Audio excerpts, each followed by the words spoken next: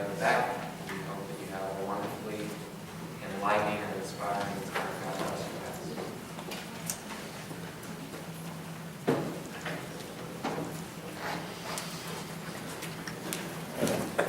Two quick things before we jump in. Just to reiterate, I am so, and we are so honored to have Bob and Jane Frank with us. They are true servants of God and have been for years and years and years and years. You teach us and inspire us with your lives. We thank you and we bless you. And we are so glad to have you with us. So, welcome, friends. We are so glad you're here this morning. The second thing, on a very different note, some of you are aware, although maybe not, that Linda Grasso's mother passed away yesterday.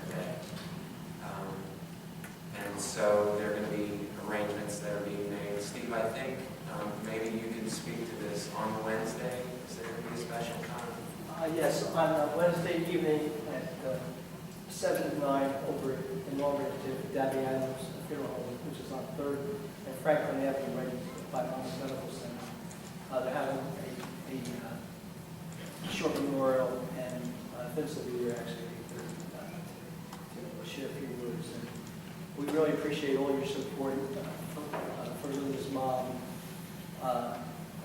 over her whole life and stuff like that there. And so if you're able to, just like celebrate her life with us. Thank you, Steve. We grieve your loss, and we will celebrate her life as well. So, our love to you and your family. Okay, well, we're going to shift gears a little bit. For those of you who haven't been with us, we're actually in the last week. We've been going through the entire Old Testament since January. And we've been going through pages of a book called The Story, which is sort of an abridged version of the Scriptures. It is the Scriptures. It just summarizes in places and makes more concise in a chronological way the story of God as you move from Genesis through Malachi. We've reached chapter 20. There are 21 chapters in the Old Testament.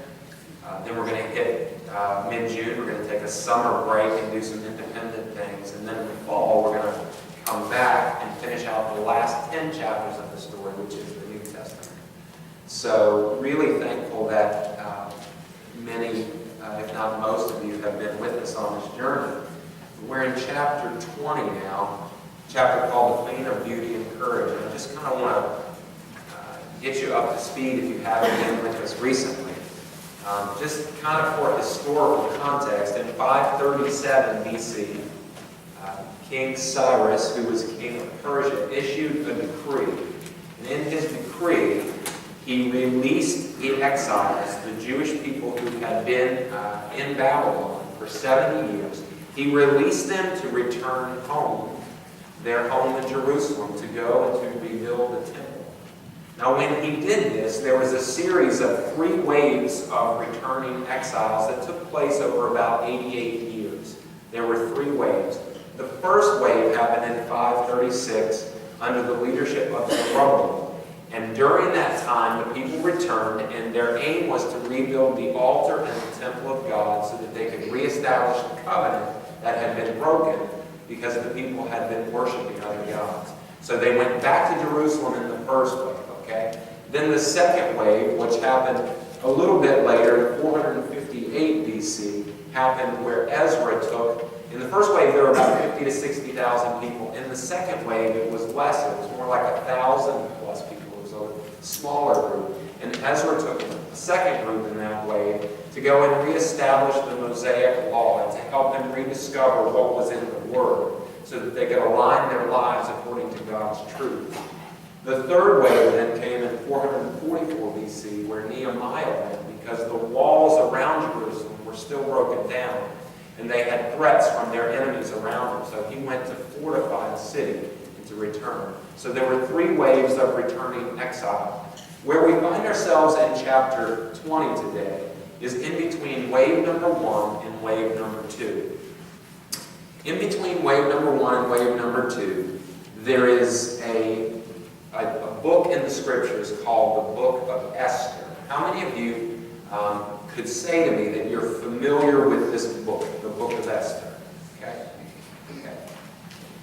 What is going on in this book is that there are exiles. While many of them return to go back to their home in Jerusalem, there are many who decide to stay.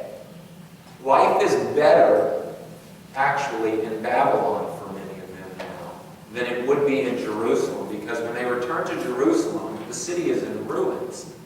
They will have to rebuild and restart their lives, and they have no idea. There's a lot of uncertainty. But in Babylon, they sort of know how their life's going to be, and so many of them just decide to stay.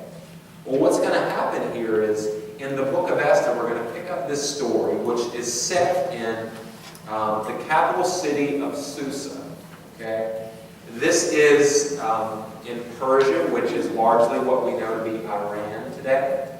Okay? And so the story is set there around the year 470 BC. And it begins with a John Belushi-like figure. You know John Belushi? Am I sort of dating myself? Who happens to be king, the king of Persia, and his name is Xerxes. Xerxes is known for two things historically. He's a drinker and he's a fighter. It's not a good combination for those of you who may have questions about it, but we are introduced to this man, and the first introduction we have in the Book of Esther to King Xerxes is that he is throwing a party. Now, I don't know, I've been to a lot of parties over the course of my life, but I've never been to a party that lasted 6 months. And the first introduction we have to Xerxes is he has thrown a 6-month-long party for all of the nobles and his friends, and there's been a lot of heavy drinking and a lot of boasting and bragging about his kingdom. His kingdom, by the way, stretches from like the foothills of the Himalayas all the way to the shores of the Mediterranean. This guy is powerful and he is ruthless, and his territories are expansive. So he's taking a little 6-month break to celebrate and have a great banquet and party, and the wine is flowing like water, and he and his buddies are having a great time. It says on page 275 that for a full 180 days he displayed the vast wealth of his kingdom and the splendor and the glory of his majesty. Okay? So the 180 days come to an end, and he decides to throw another party. 6 months wasn't long enough. He figured, let me throw another one. And so the scriptures say, when the days were over, the king gave a banquet that lasted 7 days. It's a little smaller, a little shorter in time. And it says, he gave this party, this banquet, in the enclosed garden of the king's palace for all the people from the least to the greatest who were in the citadel of Susa. So now everybody else who wasn't in the company of the nobles and his special friends, everybody else got to come, from the lowest to the greatest. Okay? And then it says at the bottom of page 275, it says, wine was served in goblets of gold, each one different from the other. And the royal wine was abundant, in keeping with the king's liberality. By the king's command, each guest was allowed to drink with no restrictions. Total open bar. Okay? Absolutely no one is cut off. There is no restrictions. You can imagine the environment. Okay? For the king instructed all of the wine stewards to serve each man whatever he wished. Okay? You get a feel for what's happening with King Xerxes here?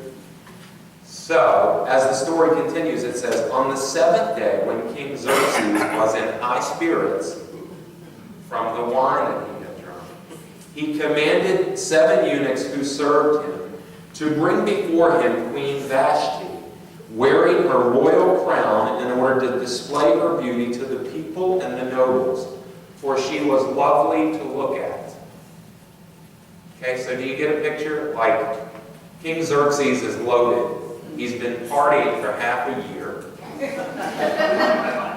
He gets the idea that now that he has done all of his partying, what might be a good idea is to bring his trophy wife and to show her off to all the people about how good and fine she looks.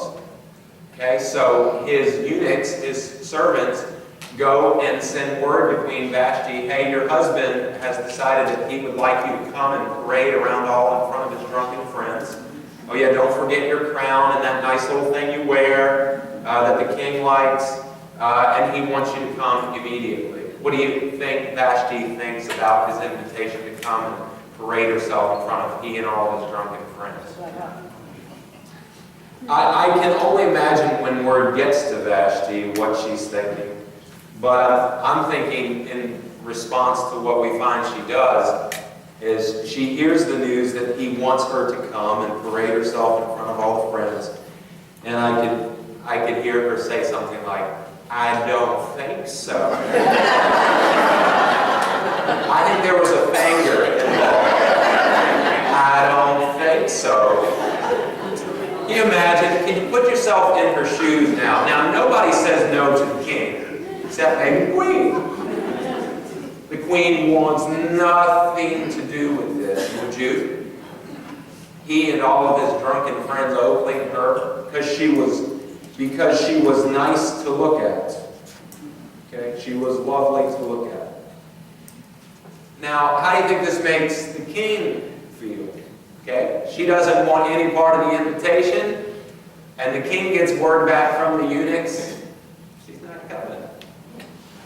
And he's angry. He is enraged, but he doesn't know what to do.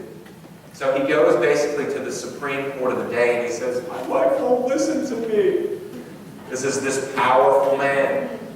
He can do whatever he wants, but his wife won't listen to him. What do you think we should do?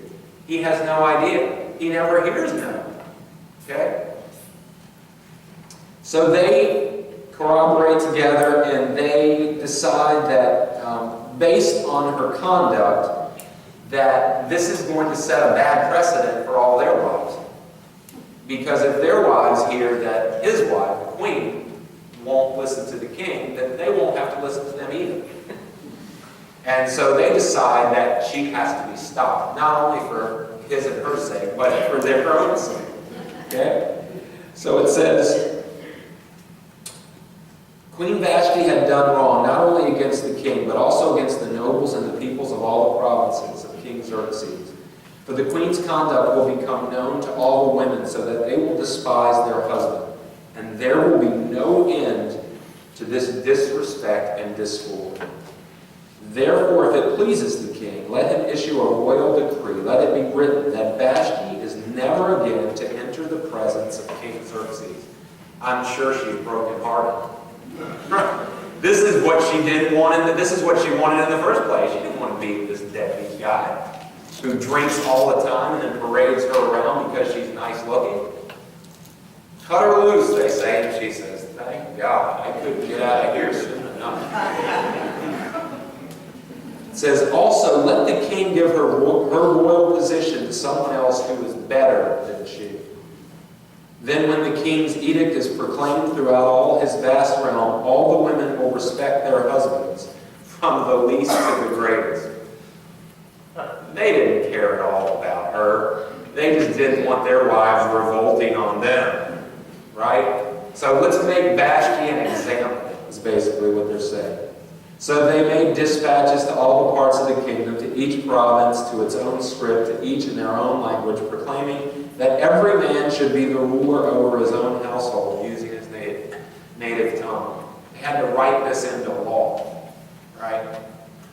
So the king then, after he sort of comes out of his drunken stupor, decides, hey, I don't have a queen to look at anymore. I think I need another hot young trophy wife. So what do you say we throw like a beauty pageant, the Medes and Persians beauty pageant? Why don't we look over all the 127 provinces that we have, and I want you to go and find the finest looking young women in the land. I don't care if they have any skills or talents or going to solve world hunger or peace. when we get to that part of the passage, we'll just skip over that. We'll do like the bathing suit portion and maybe even the nightgown portion. But really all I care about is looks, okay? So scour the entire kingdom and find the best looking woman. Because we need to replace Vashti. She was pretty fine. So find me someone better, okay? So they set out and they began to have this sort of beauty pageant, okay? Now, as a backstory going on, one of the things that happens is Esther, who is central in the life of this book, the Book of Esther, is a Jewish orphan. Her mother and father have died, and she was raised by her cousin, Mordecai. Mordecai is a key figure in this book, too, and he's going to play very heavily into what I'm going to share with you and what will be practical for you to take away. But Mordecai basically has raised her. And it turns out that Mordecai, see, there were a lot of people who didn't like the king. The king was like trying to wine and dine everybody and help them to understand that he was their buddy by giving them a lot of alcohol. But there were a lot of people in the kingdom who didn't like him. And so there were a couple people who actually, in his inner circle, who were plotting to kill him. Mordecai, one day, sitting at the king's gate, overhears this plot. He tells Esther, who is close in proximity to the king, about this. The plot is foiled. The king's life is saved. But nothing is ever done for him. He's never acknowledged or celebrated, but the king's life is spared. Okay? That's a backstory that's going on.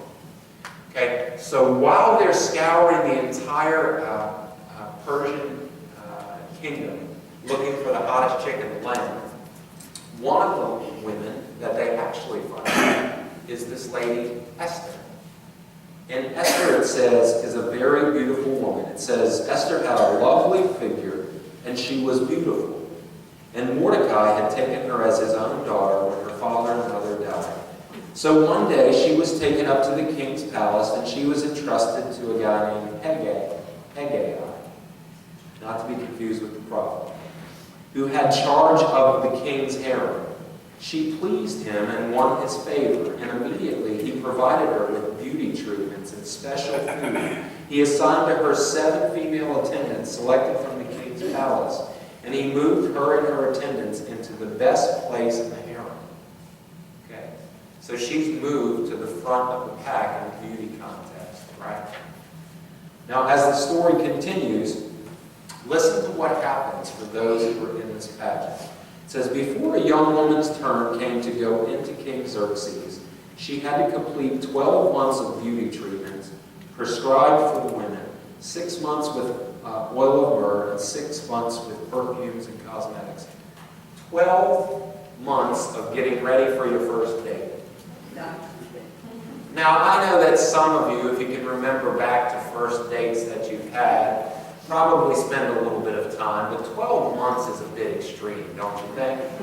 Probably if 6 hours aren't enough, 12 months is going to be more than enough. But for the last candidates to qualify to go into King Xerxes, for him to consider whether they're going to be the king or not, they have to spend 12 months with the royal treatment of preparing and prepping and getting ready for their first date with him. I would say that's extreme. Okay? She goes through the process. The story, long story short, is Esther, the scriptures say, won the favor of everyone who saw her. Now the king was attracted to Esther more than to any of the other women, and she won his favor and approval more than any of the other virgins. So he set a royal crown on her head, and he made her queen instead of Vashti. And the king gave a great banquet, Esther's banquet, for all his nobles and officials. How does he celebrate his new wife? He has another party. Okay? Esther, there's a series of parties throughout the Book of Esther that tells you something about this king. He proclaimed a holiday throughout the provinces and distributed gifts with royal liberality. Okay? So again, Esther is now moved from this place of orphan Jew to the queen of all Persia. Okay? Now, the Book of Esther is known for a few things, but one of the key things that Esther is known for is that God is never mentioned. It's the only book in all the scriptures where the name of God is never spoken. God is invisible. God is silent. There's a lot of things going on over the course of this book that people would wonder, where is God? What is God doing? Is God aware of my life? Is God aware of what's going on?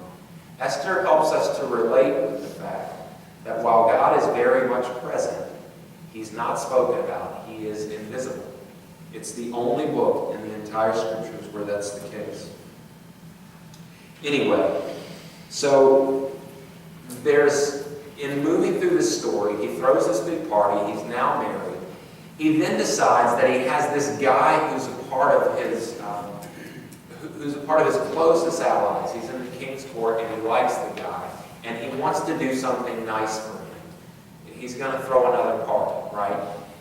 The guy's name is Haman. Okay. Now Haman, it says, was elevated by being given a seat of highest honor, higher than all of the other nobles. All the royal officials at the king's gate knelt down and paid honor to Haman, for the king had commanded this concerning him. So he wanted everyone else to honor him by basically treating him as second in command. But it says, but Mordecai, remember Mordecai who saved the king from the plot? Mordecai would not kneel down or pay him honor. Why would Mordecai not kneel down and pay him honor? Because he was a Jew. And he was a Jew who had kept his covenant with God. He remembered why he was in exile. He was faithful. He would not bow his knee to anyone else, no less this guy Haman, the king's drinking buddy. Okay? So it says, then the royal officials at the king's gate asked Mordecai, why do you disobey the king's command? Day after day they spoke to him, but he refused to comply. Therefore they told Haman about it to see whether Mordecai's behavior would be tolerated, for he told them that he was a Jew. When Haman saw that Mordecai would not kneel down or pay him honor, he was enraged. Yet having learned who Mordecai's people were, he scorned the idea of not only killing Mordecai, but instead Haman looked for a way to destroy all of Mordecai's people, the Jews, throughout the whole kingdom of Xerxes. So you get what's happening here? Mordecai, a Jew, helped to raise Esther, who's now the queen. The king has no idea that she's a Jew. He doesn't even care at all. All he cares about is what she looks like. He doesn't care where she's from, where her history's from, who her gods are. He doesn't care about any of that, okay? But his drinking buddy, he's elevated to this status where he wants everybody to honor him. Honor him in such a way that they bow, they kneel, they give their adoration, their affection. But Mordecai says, I'm not going to do it. He's not my God. I will not worship him. Even when he gets pressure from all the other guys saying, why are you going to disobey the king? The king's going to kill you. Just do it. Everybody else is doing it. Why don't you just do it? And he won't. Well, word gets back to Haman that he refuses to do this. That he's not going to be like everybody else. And it makes him mad. It makes him so mad that he not only wants to kill him, he wants to kill every other Jew in the land. Part of the backstory with Haman is that he comes from a long line of people who were very hostile to the Jewish people. The Amalekites. These were the people who in the very beginning, when they were coming into the promised land, would not allow them entry. Very bad blood between the two. So he comes from the line of King Agag, who created a whole world of trouble for King Saul. So down through the lines, he hates this people. And now he not only wants to exterminate Mordecai, he wants to get rid of every Jew in the kingdom of Persia. Now the first wave have left, but most of them still remain. Okay? There's a lot of things that are twisting and turning the story. You just need to know that in order to understand what we're getting to. Okay? Then Haman said to King Xerxes, there's a certain people dispersed among the peoples in all the province of your kingdom who keep themselves separate. Their customs are different from those of all other people. They do not obey the king's laws. It is not in the king's best interest to tolerate them. So if it pleases the king, let a decree be issued to destroy them. And I will give 10,000 talents of silver, it's about 300 tons of silver, to the king's administrators for the royal treasury. So the king takes his signet ring, he applies it and says, basically from his finger, gives it to Haman, the enemy of the Jews. He says, keep your money, the king says, and do with the people whatever you want to do. I don't care. Okay? He doesn't care. So now Haman's excited. Now he has the king's power to exterminate the entire race. He's going to get rid of them once and for all. And when they finished this little discussion and he writes this into law, what do you think Haman and the king do? The king and Haman sat down to drink, but the city of Susa was bewildered. So they signed this basically extermination edict into law. They sit down and tie on another one. And the entire city's like, what the hell's going on?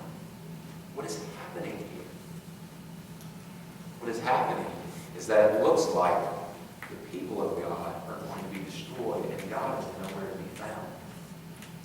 They are in exile. They are surrounded by their enemies. They are about to face extinction. And where is God? What is God doing? When Mordecai learned of all that had been done, he tore his clothes and he put on sackcloth and ash, and he went out into the city and he wailed loudly and bitterly. But he went only as far as the king's gate, because no one clothed in sackcloth was allowed to enter. In every province to which the edict and order of the king came, there was great mourning among the Jews, with fasting and weeping and wailing, and many lay in sackcloth and ashes. Can you get the picture here? This is terribly sad. The people who stayed behind in Susa had a better life. They're thinking to themselves, maybe we should have gone in the first wave with all of our friends and family. It's safer now in a torn down, destroyed, burned city than it is here in the place that we had known to be home for the last 7 years. They're terrified. So they put on sackcloth and they rub ashes on their forehead and they go into the city streets and they are weeping and wailing. Have you ever heard anybody weep? It's a terrible, terrible sound. But it's not just one. It's by the thousands. Why? Because they know in 11 months they're going to be destroyed. They're going to be killed. And there's nothing they can do about it because the king has ordered this. And he and his buddy are now drinking. And they're left to wonder, what in the world is going on? Why would he do such a thing? So Esther gets wind of the fact that Mordecai, the one who raised her, is just totally distraught. And she doesn't understand why. She hasn't heard the news yet. Okay? So then she sends word to him to say, what's going on? Help me understand what's happening here. It says, Esther summoned Hathach, one of the king's eunuchs assigned to attend her, and ordered him to find out what was troubling Mordecai and why. So he goes. He goes into the city square, and he gets word from Mordecai as to what's happening. And it says, he also gave him a copy of the text of the edict for their annihilation. This is Mordecai to Hathach, which had been published in Susa to show to Esther and explain to her. And he told him to instruct her to go into the king's presence and beg for mercy and plead with him for her people. Hathach went back and reported to Esther what Mordecai had said. Then she instructed him to say to Mordecai, all the king's officials and the people of the royal provinces know that for any man or woman who approaches the king in the inner court without being summoned, the king has but one law, that they be put to death, unless the king extends the gold scepter to them and spares their life. But 30 days have passed since I was called to go into the king. So Mordecai says, you're the only one, Esther. We're going to die. You're in position, a key position now, with your life to be a redemptive presence, not only to me, but to our entire nation. So I want you to go into the king, and I want you to beg for mercy, and I want you to see if in his heart he will respond and change. And Esther writes back and says, I don't want to. Because my life's on the line. I'm not really his wife. He doesn't treat me like it. I haven't seen him in 30 days. All he does is he's out drinking with his buddies. He's carousing. He has a harem, tens of thousands of wives and concubines. I'm just one person. And the law says that if anybody goes into the king uninvited and he does not accept him, it's death. Life is over. And so you have this struggle here, because Mordecai knows that if she doesn't do something, they're going to die. But she thinks, if I do something, I'm going to die. Either way, the options don't look good. And what you have here, the point I think for application for you and I today with this, is that Esther is on the verge of settling for a lesser life. She's on the verge of bending to the fear that will control her for the rest of her days. She's at a place where she is allowing herself to let fear lead her into places that she would have never gone. And she's going to miss out on the very reason and purpose for why that she is queen. Why God had brought her to this place. She's going to miss it because she's afraid. She's going to settle for less. And I think to myself sometimes, fear plays a key role in many of our lives. You know, you can take yourself and look at this story and then put beside it your own personal story.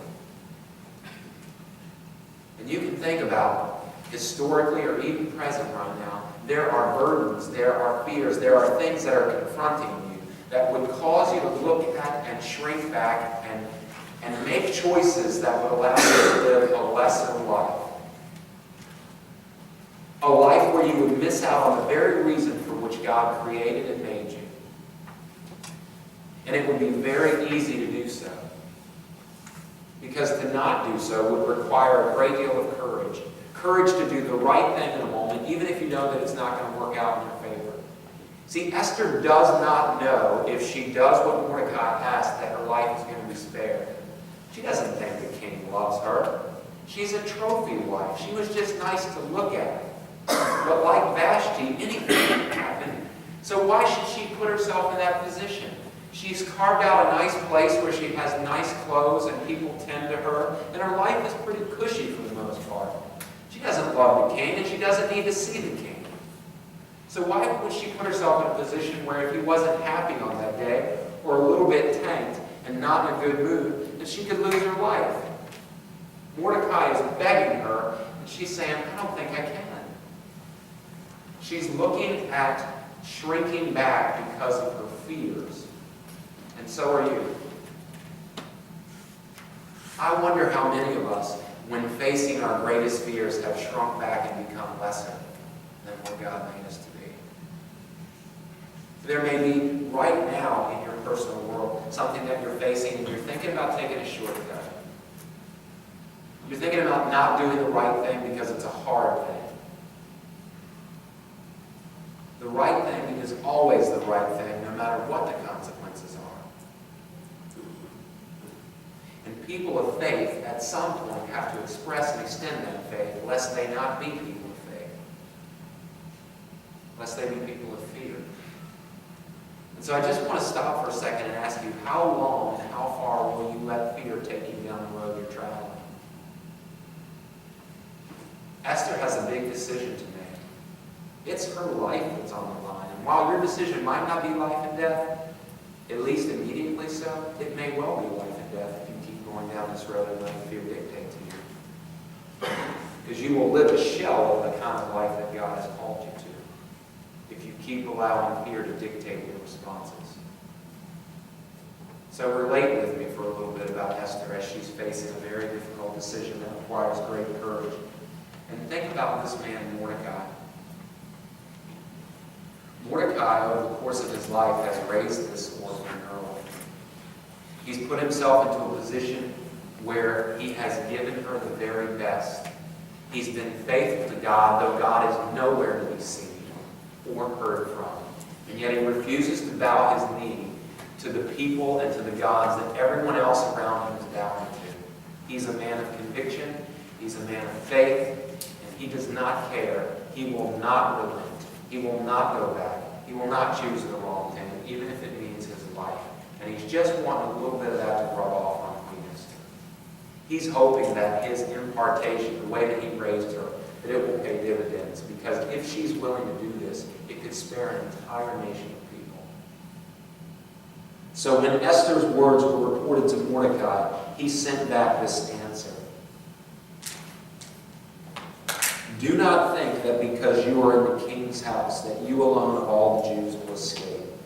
For if you remain silent at this time, relief and deliverance for the Jews will arise from another place. But you and your father's family will perish. And who knows but that you have come to your royal position for just such a time as this. He's like, we can't know what the consequences are going to be of your response, but I'm telling you, I believe in the God that we are serving, and He has brought you to this place. Don't shrink back now from making a choice that is the right, best choice. You have been brought to this moment now for just such a time as this. You are to be a redemptive presence in the life of people who are about to be exterminated. Step up and make the right choice. What do you do if you're Esther? What do you do? Here's her response. Then Esther sent this reply back to Mordecai. She says, go gather together all of the Jews who are in Susa and fast for me. Gather them all. I lack courage right now. I lack conviction. I know it's the right thing, but I need strength that I don't have. Would you gather all of the people and have them fast and have them pray? Because I need strength that I don't have right now to do what I know I should. Do not eat or drink for 3 days, night or day. I and my attendants will fast as you do. And when this is done, I will go to the king, even though I know that it's against the law. And then she says, and if I perish, I perish.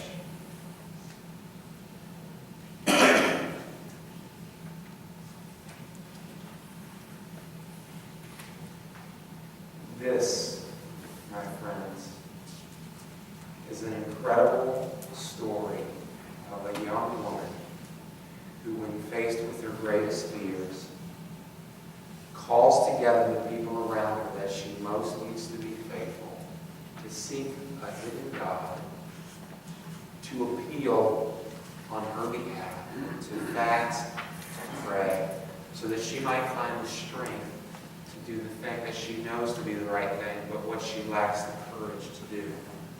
So here's what we learn from this for us today, and here's the takeaway as we close. I won't finish the story. I want you to finish the story. Okay? Some of you may know how it ends. I want you to finish if you don't. Okay? There are many of us who are in positions where we're contemplating. We've never thought of it this way, but this is the reality. Where we're contemplating living lesser lives than the ones we were made to live. And it's all because we're afraid.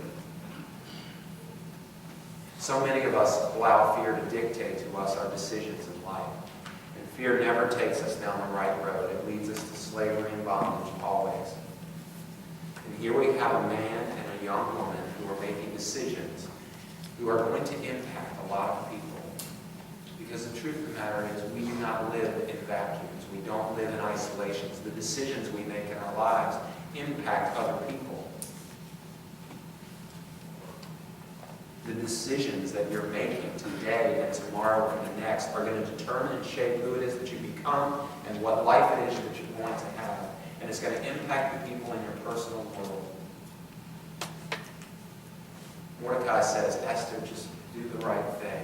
Even if it doesn't work out, it's still the right thing. The stakes are very high. I know your life is on the line, but you've been brought to just such a time as this. And I want to say to you, those of you who are facing your latest and greatest fears, you have been brought to just such a time as this.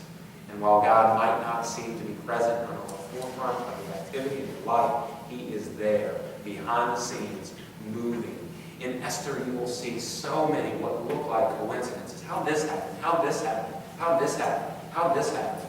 God's hand is moving sovereignly all throughout this book to show you that he is with his people when they express their faith in such a way that he will spare and redeem them, and he will, for them and for you.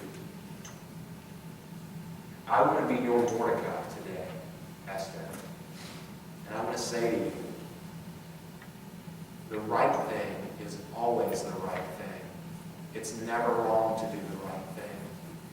And if you're facing something that is causing you great fear, maybe you should take a page out of Esther's book and invite a few friends, a few brothers and sisters to join you as you fast and pray to find the courage that you need to make the decision you know you should make. Because if you shrink back from this one, you'll shrink back from the next one, and the next one, and the next one, and the next one. And then, you know what? You won't be a person of faith. You'll be a person of fear. And it will guide and guard your life all the rest of the days. It's much easier once you've relented to do it again.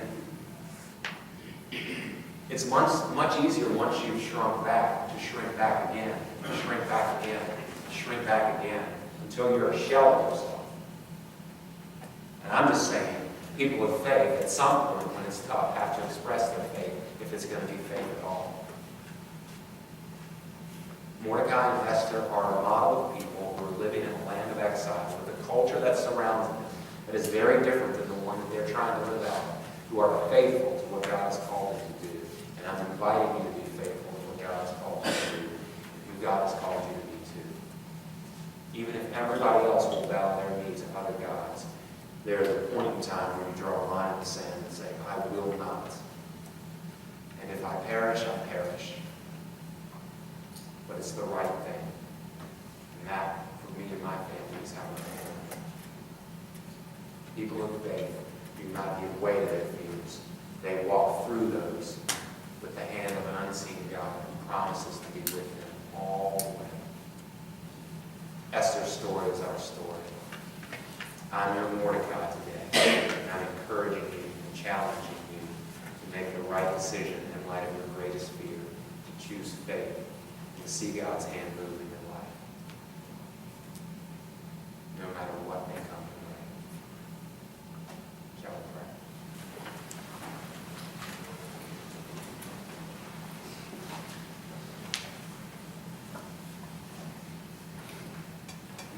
Our stories continue to be written, Lord. They're not yet done. We look to and listen to stories of people like Esther and Mordecai, and we are inspired that they can make choices. But God, those choices don't come easy.